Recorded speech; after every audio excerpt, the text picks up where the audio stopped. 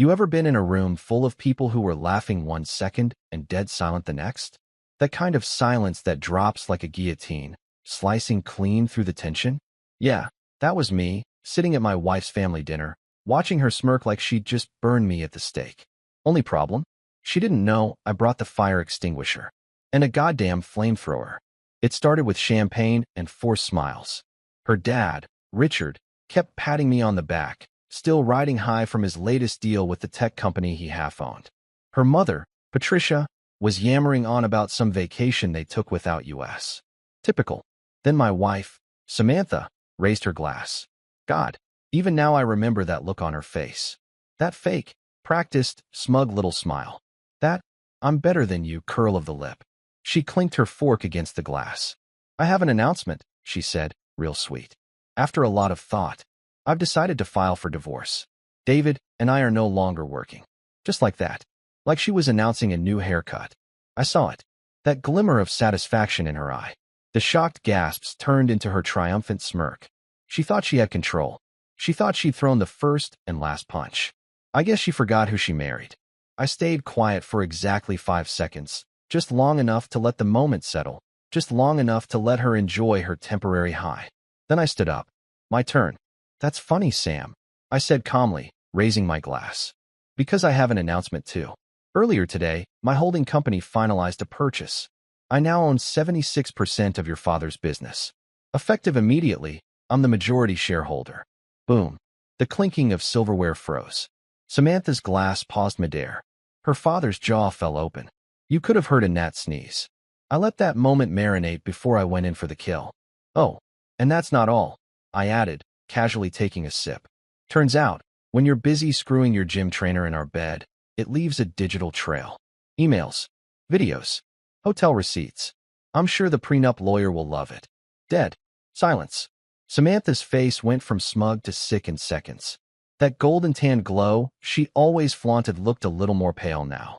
What the F*** are you talking about? She spat, trying to recover. Oh, don't act surprised, I replied, still calm. You remember Trent, right?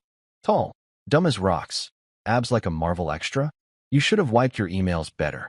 Patricia covered her mouth. Richard turned beet red. Samantha went from smug to shrieking. You hacked me? You're insane. No, Samantha. I'm prepared. I dropped a folder of printed emails onto the table with a satisfying thud. And now? You don't just lose your husband. You lose your lifestyle. Daddy loses his company. And Trent? Well, he gets to enjoy your crazy full-time. I looked around the room, locked eyes with each one of them. Then I raised my glass again. To new beginnings. And I sat down. You might be wondering how I got here. What kind of man walks into enemy territory and drops a nuke like that? Well, buckle up. Because the rabbit hole goes deep, and I didn't get here by accident. I got here because I stopped being naive. Because the woman I married turned into someone I couldn't recognize. And it started long before this dinner. But that dinner? That was my line in the sand. That was the point where I stopped asking, why would she do this to me? And started asking, how do I make her regret ever thinking I was weak? This wasn't revenge. This was self-respect. And this is just the beginning. I started noticing it in the smallest ways. That's always how it begins, doesn't it? Not with a bang, but with silence. Samantha used to laugh at my jokes, even the dry ones. She'd curl up next to me on the couch, steal my fries when she said she didn't want any, nudge me at night just to say hi. Then, all of it started vanishing, piece by piece, like a house sinking into the earth. At first, I thought I was going crazy. She claimed she was tired all the time, overworked from her marketing job. I offered to book us a weekend getaway. She said no, too busy. I offered to bring her lunch to the office. She snapped at me, said she wasn't 5 years old. The yoga classes started next. Twice a week, then 3, then 5. Always in the evenings. Always right after dinner. Well, after I had dinner. She usually skipped it by then. Always already ate, or too full. She'd come home sweaty and glowing, like she'd just run a marathon, but not the kind with sneakers. I played dumb. For weeks, I did. I smiled. I kissed her when she'd let me. I told myself every marriage goes through phases, right? Maybe she was stressed. Maybe I was just being paranoid. Maybe it was me. Then I found the first clue. Her phone lit up one night while she was in the shower. I wasn't the kind of guy who checked phones. Never felt the need to. But the screen lit up, and the message preview said, "Last night was insane. Can't stop thinking about it. That thing you did." Followed by a tongue emoji and a devil face. I stared at it for a solid minute, waiting for it to make sense. Hoping it was from a girlfriend. Some inside joke. Maybe a bachelorette party gone off the rails. But the name? Trent. The ****ing gym trainer. Tall. Tatted. Sleazy. The guy she once told me had the IQ of a hamster, but a body like a Greek statue. I laughed when she said it. I didn't realize she was sizing up her next conquest. I didn't confront her right then. I don't know why. Maybe I wanted more proof. Maybe I wanted her to admit it without a fight, to just come clean so we could burn everything down properly. Instead, I started collecting things. Screenshots. Hotel receipts. I tracked her GPS once, told her I was out of town and stayed parked 3 blocks from the place she swore up and down was a yoga retreat center. Watched her walk in alone. Trent showed up 30 minutes later. I didn't need a camera crew to know what was going on inside. That night, when she came home, I was sitting on the porch. "How was yoga?" I asked casually. She kissed me on the cheek, fake as hell, and said, "So relaxing. Just what I needed." I stared at her. My blood boiled. But I smiled. That was when I decided, no tears. No begging. No confrontations in the hallway where she could gaslight me into thinking I was crazy. I was going to make her remember the day she tried to burn me alive. Because I was going to walk out of the fire holding the matchbox. I spent the next 2 weeks preparing in silence. I met with my lawyer. I had her served at work. After the dinner, of course. I made the purchase offer to her father's board members discreetly, under a shell corporation. He was struggling with cash flow and didn't realize who was really holding the leash. Until I yanked it in front of his whole family. Funny thing about betrayal, it doesn't just break your heart. It cracks open this quiet, calculated version of yourself you didn't know existed. I didn't want revenge. I wanted the truth to hurt. And I wanted her to feel it in front of the people who thought she was the perfect wife. The golden daughter. The one with class and grace. She wasn't any of those things. She was just good at faking it. I wasn't going to fake anything.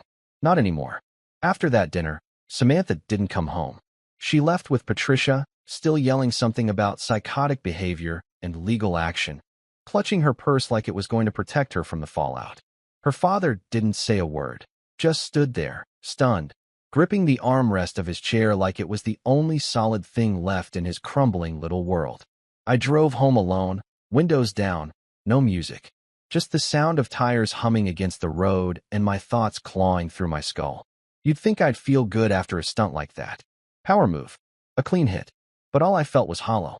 You build a life with someone, you think you know them. How they laugh, how they breathe in their sleep, what drink they order without looking at the menu. And then one day, they're lying through their teeth, calling you crazy while they screw someone else in the same sheets you picked out together. The house was too quiet. Every drawer, every chair, every light switch carried her fingerprint. The smell of her perfume still lingered in the hallway. I sat on the edge of the bed we used to share, stared at the empty space beside me, and tried to remember when it stopped feeling like us. That night, I didn't sleep.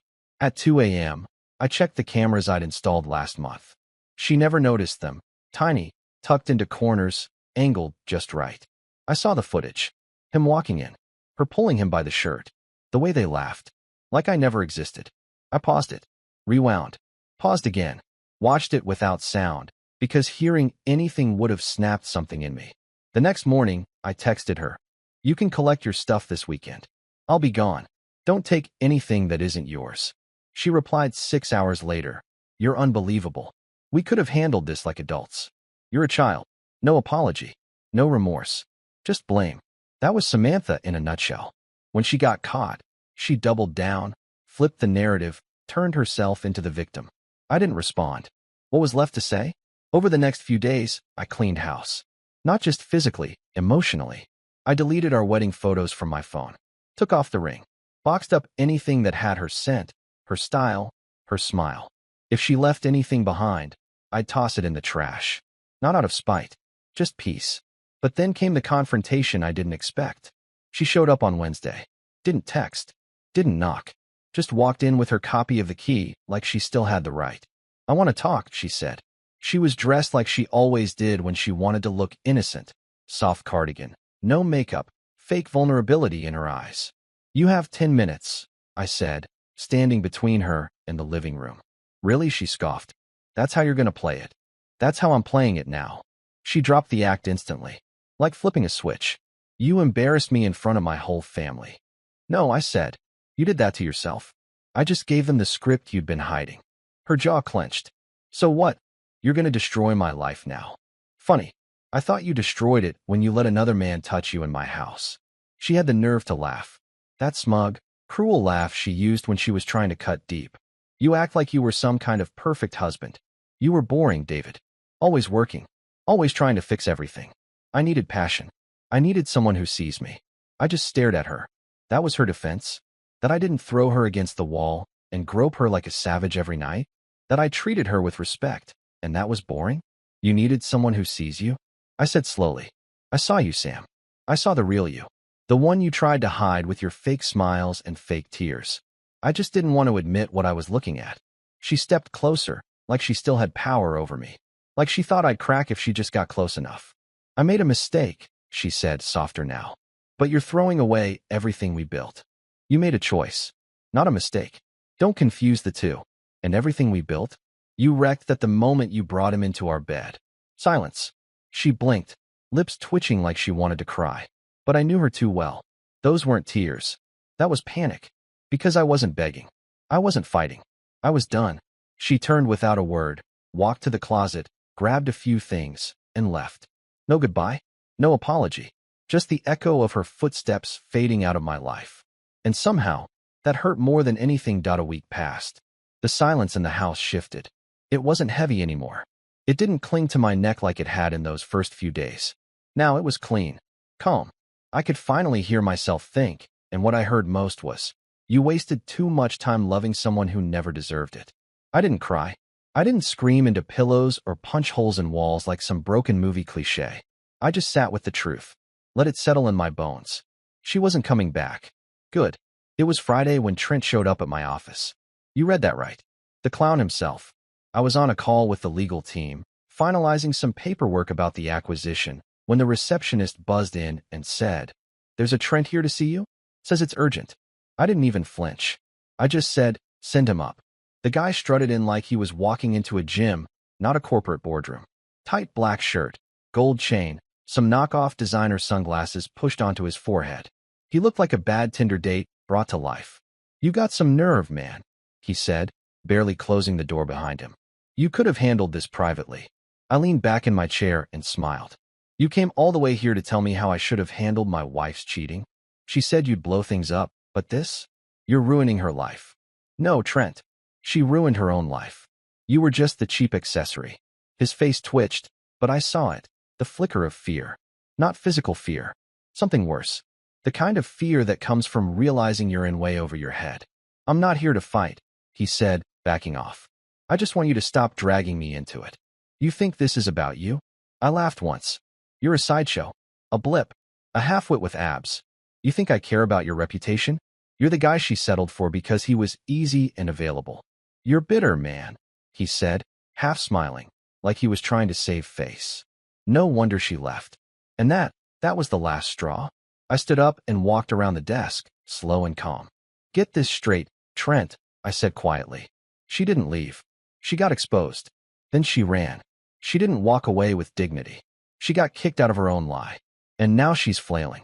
"You know what?" he shot back. "She's better off. At least with me. She's not walking on eggshells around some robotic husband." "You think you're an upgrade? You think this ends well for you?" I tilted my head. "Good luck. Because you're next. You're the new boring. Give it 6 months. Maybe less.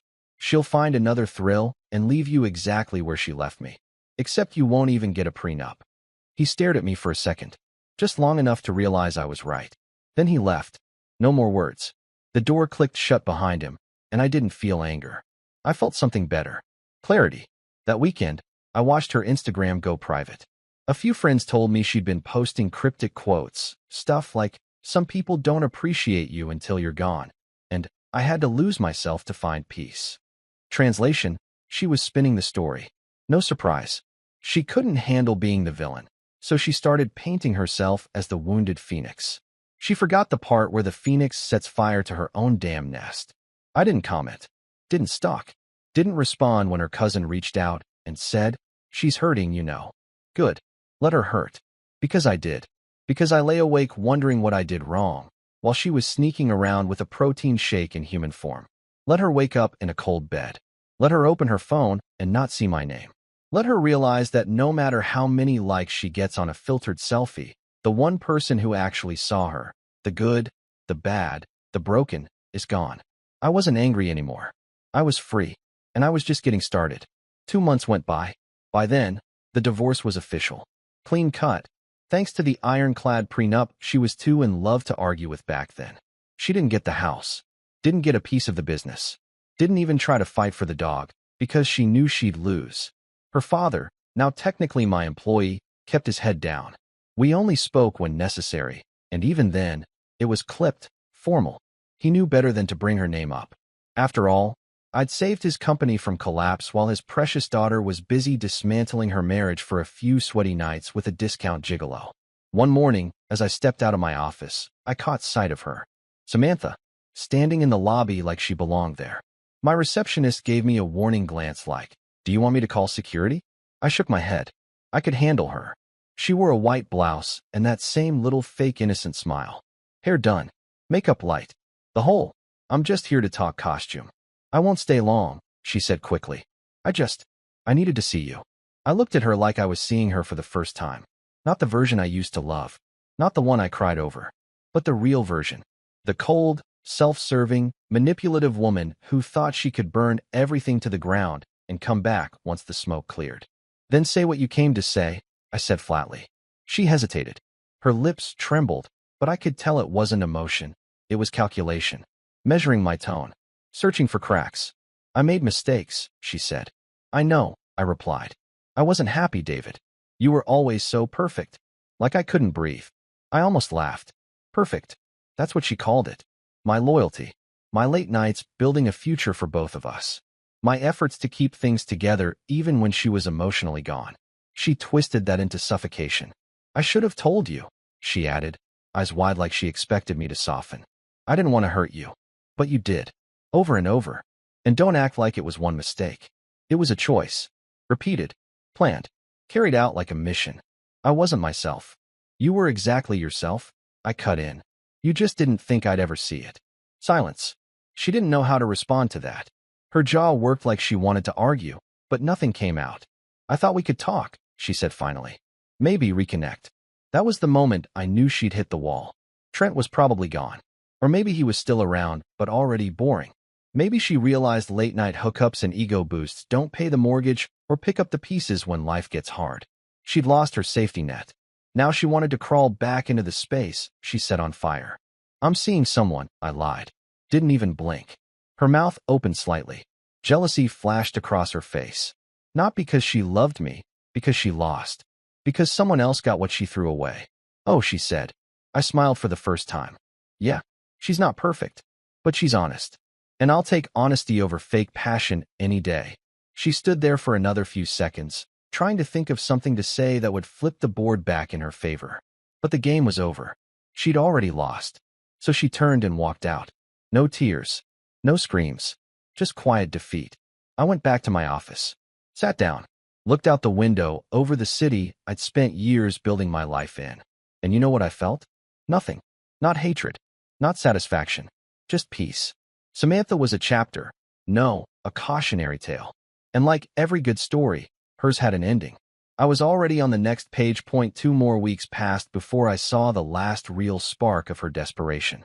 She emailed me. Subject line, "Can we meet privately? Just us. No lawyers." I didn't respond. 2 hours later, a follow-up hit my inbox. "David, please. I'm not trying to stir anything. I just need closure." Closure. What she meant was, I don't like how you ended things. I didn't get to play the victim. I didn't get my moment to control the story. I deleted it. Then I blocked her email.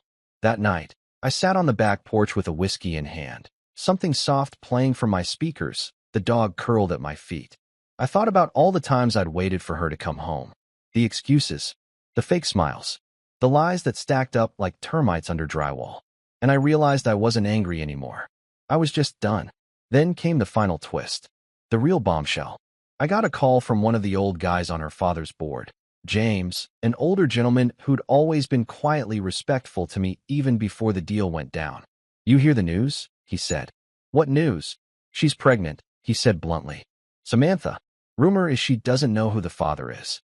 Thought you should hear it before it hits any headlines." For a second, I didn't say anything. Just let the words hang in the air like fog. Pregnant. Of course she was. Because chaos doesn't stop with a soft ending. It always tries for one last encore. "I appreciate the heads up," I said. James hesitated. "You okay?" I let out a breath. "Honestly, better than I've ever been." I hung up, looked out across the backyard, let it all settle in. Samantha was spinning, clinging to drama like it was oxygen. A pregnancy scare, or reality, was just her latest move to try and stay in the spotlight. Maybe it was Trent's. Maybe it wasn't. Maybe she didn't even know. But I did know one thing. None of it had anything to do with me anymore. That was the true freedom. Not the house. Not the company. Not the revenge. It was knowing that her mess was no longer mine to clean up. A few days later, I got a call from her cousin again. "Sam's not doing great," she said. "She's been asking about you. A lot." "Let her," I said. "She asked for this. She got it. She says she still loves you." "No," I replied, cool as stone. "She misses control. There's a difference." She didn't call again after that. Neither did Samantha. I moved on. Started running in the mornings. Took that weekend trip to Colorado I'd postponed for years. Talked to my parents more. Laughed again. Real laughter. One night, I took a woman out to dinner. Someone new. Not flashy. Not fake. Just real. She asked about my past. I told her, long story. She smiled. "As long as you're not still in it." I smiled back. Not even close. Because I wasn't. I'd lived through a storm. Not rain. Not wind. A storm. A hurricane with a beautiful face and a venomous tongue. And I walked out dry. Not everyone gets that. But I did. And I'd never let anyone pull me back into that wreckage again. A few months later, I got invited to a gala, a big industry thing. Black tie, champagne, cameras. The kind of event she used to live for. Samantha thrived in rooms like that. She'd turn every conversation into a spotlight, every handshake into leverage. I almost didn't go, but then I did. Not out of pride, not to gloat, just to be present, to remind myself that I hadn't just survived the storm, I'd rebuilt better. I wore a tailored black suit, walked in alone, and within 10 minutes, I saw her. Samantha, standing near the bar in a blood-red dress. Still beautiful, still venom behind the eyes. Her face froze when she saw me, like she'd just remembered the devil she used to dance with had learned to lead. She gave me that trademark smirk. Used to be seductive, now just pathetic. A mask for someone who had nothing left but old tricks and fading charm. I raised my glass to her. She didn't move. No storm. No scene. Just silence. And that silence said everything. She lost. And she knew it. I didn't need to speak to her. I didn't need to prove anything. That was the old me. The one who thought love meant saving someone who was already setting fires. Now I knew better. I walked past her without a word, joined some investors at a table, and never looked back. That was the end. Not a bang. Not a blaze. Just a clean exit. And if you're reading this wondering what I learned, here it is. Never ignore the little lies. They're warning flares for bigger betrayals. Don't fall in love with potential. Fall in love with honesty. And when someone shows you who they are, believe them the first time. As for Samantha, she'll keep playing games with other men who mistake the fire in her eyes for warmth. And maybe one day she'll look back and realize she had the real thing and traded it for attention. But by then, I'll be long gone. Glass raised. Peace intact. Storm over.